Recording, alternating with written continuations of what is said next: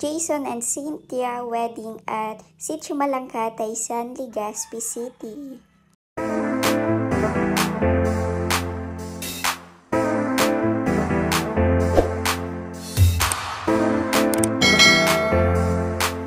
Hello everyone, here's another wedding event for the month of April and sa Sitio Malangka din to, and yung recent video ko ay sa Malangka din yun, and yung kay Joven and Menchie, which is nung April 17 and 18, and yung yan na video ko ay yung kay Jason and Cynthia ay noong April 19 and 20. Bali, isang araw lang yung pagitan nila, and same lang na place yung aayusan namin, pero medyo itaas na part yung bahay ng aming client ngayon. Bali, magkalapit lang sila, ayan. Kaya makikita nyo dyan, yung dinaraanan namin ay same lang naman. Nagmotor lang kami dyan, papunta dyan sa Sitio Malangka, and yung mga gamit namin ay sinakay yun sa tricycle namin, and yung ibang mga kasama namin ay nauna na dyan sa venue or sa lugar ng aming client. Yung reception pala nila ay may distance sa road, kaya pinasok yung motor, and kami ni ate ay naglalakad dyan papunta sa reception or sa venue ng wedding nila. And bali, sa gilid lamang ito ng bahay ng bride. Ayan. Ito yung tinatawag na kasalan sa province namin. Bali, yung place or reception nila ay sa gilid lamang ng bahay nila, and yung karamihan na ina-upload ko sa aking YouTube channel ay gumagawa sila ng tent. Ayan, diba? Nakikita na natin yung reception nila. Ganyan lamang yung venue or reception na ginawa nila. Karamihan sa aking video na inaayusan namin ay ganyan lamang, na sa gilid lamang ng bahay yung reception nila, or gumagawa sila ng tent or tulda, kasi yan yung tradition dito sa amin sa province of Albay, na gumagawa sila sa gilid ng bahay ng bride. Ayan yung before ng aming aayusan, yan yung tulda or tent, and hinahakot na dyan ng mga kasamahan namin yung mga gamit namin, and medyo may distance yan galing sa road. And ayan, sila Chaemi, si Balet, sila Jake, si Ivan, yung kapatid ko.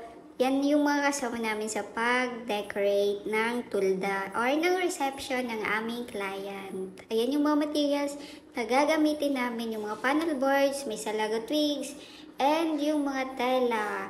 And meron din na pin and thumbtacks, artificial flowers and leaves na gagamitin dyan. Nagsisimula na dyan maglagay ng straw sa gitna ng tulda and sa dalawang gilid ng tulda, kasi yan yung paglalagyan ng ating ceiling na ginanglot, and ipapasok dyan yung tela or yung straw ay ipapasok sa tela.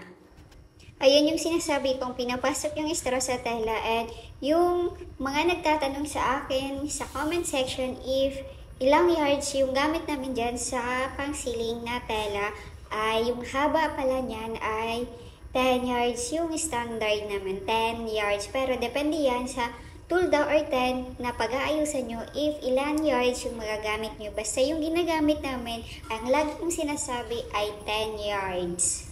After mapasok ng straw sa tela ay ayan na, itinaas na yung pang-ceiling natin, at yung tulo ay ilalagay dyan sa side ng tulda na mayroong straw.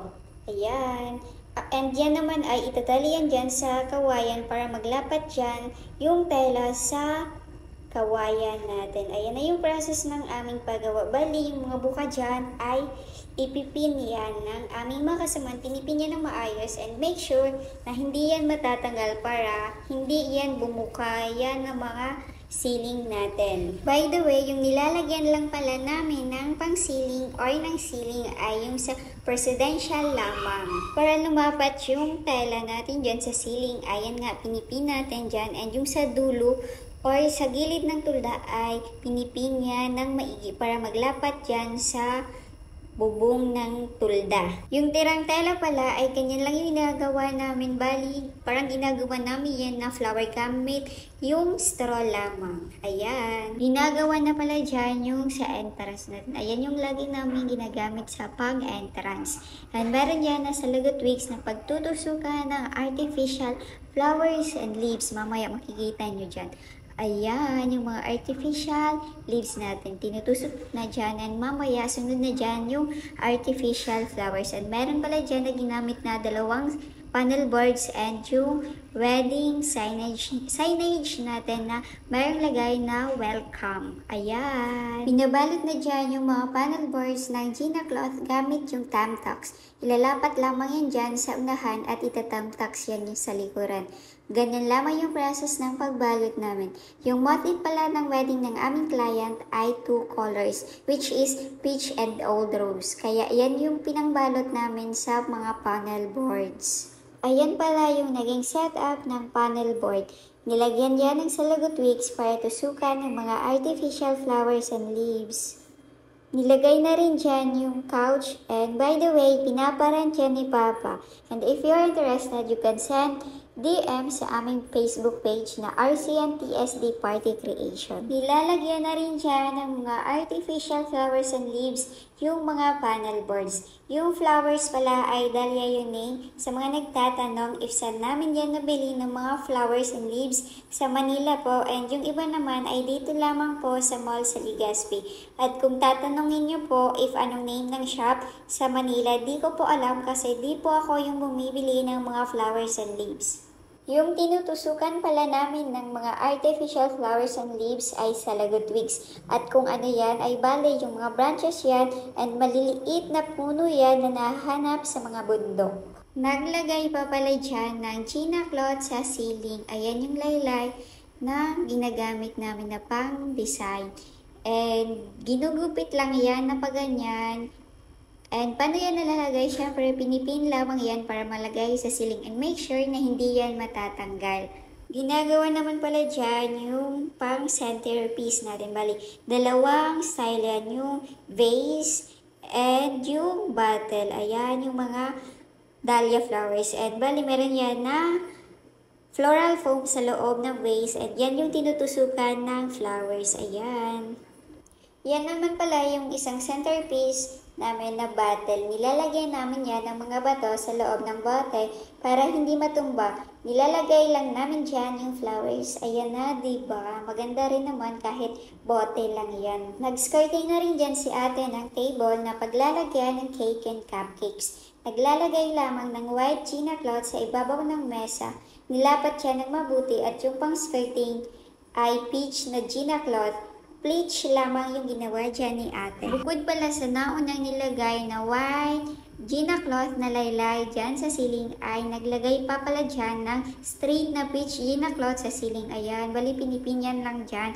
And sa entrance natin naglagay pa rin pala dyan ng peach na Gina cloth. Ayan yung sinasabi kong peach na straight. Nilagay na rin dyan yung calligraphy name na made of styro. Yung sa mga mesa pala ay yung process namin ay nilagyan na lang ng straw yung old rose Gina cloth at pinalibot sa mesa. Meron pala yan na tahi sa gilid para malagay yung straw sa tela. Naglagay na din dyan ng pang-ibabaw na tela, yung bago namin tela na mayroong design. Nilalagyan na rin dyan ng seat cover yung mga chairs. Kinaumagahan, April 20, yung mismong kasal ay nag-setup na kami dyan ng mga utensils at yung mga table napkins. At naglagay na rin kami dyan ng foods nila. Yung foods pala ay hindi kasama sa amin. Sa kanila yung pagkain nila. Tadaan! Jason and Cynthia wedding. Ayan yung reception nila. Ayan yung transformation na ginawa namin. Yan yung entrance na mayroong signage at yung buong venue nila. Diba, nakita nyo kanina yung before ng reception nila, yung wala pang kaayos-ayos and now, ayan na yung after. Di naman halata na isa yan na tulda, parang nasa hotel lamang tayo or nasa function halls. Kahit nasa tulda lamang yan, elegante at social pa rin tingnan. Makikita nyo naman yung proof ng aming ginawa ng RCN TSD Party Creation. Kaya ano pang hinihintay nyo? If meron kayong events like weddings, birthday, anniversary, or graduation, ay pwede kayong magpa-decorate sa amin. If nagandahan nyo yung outcome ng gawan namin and interested kayong magpa-decor sa amin, ay you can send DM sa aming page, RCN TSD Party Creation. Kayo nang humusga if ano yung outcome ng aming pag-design. Basta yan, pinakita ko sa inyo yung pag-decorate ng RCNTSD Party Creation. Simula sa entrance at yung bungad ng aming inayusan. Ayan, yung mga tables and chairs, marang centerpieces, yung mga utensils, ayan, di ba makikita nyo dyan yung setup namin.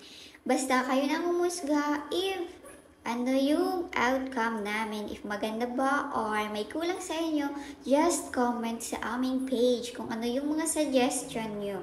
Ayan lamang yung proof ng pag-decorate ng aming team. Diba? Yan yung outcome namin. Yan din pala yung details ng table napkins. Ayan. If may mga katanungan kayo sa aking videos, pwede kayo dyan mag-comment sa aking YouTube videos. Sasagutin ko naman yan dyan sa comment section. So, paano yan? Isa yan na tulda na turn out namin sa ganyan na setup. RCNTSD Party Creation, we create and you celebrate. Hanggang dito na lang ang aking video. Thank you for watching. Please like and share my video and don't forget to subscribe on my YouTube channel for more video. Thank you po!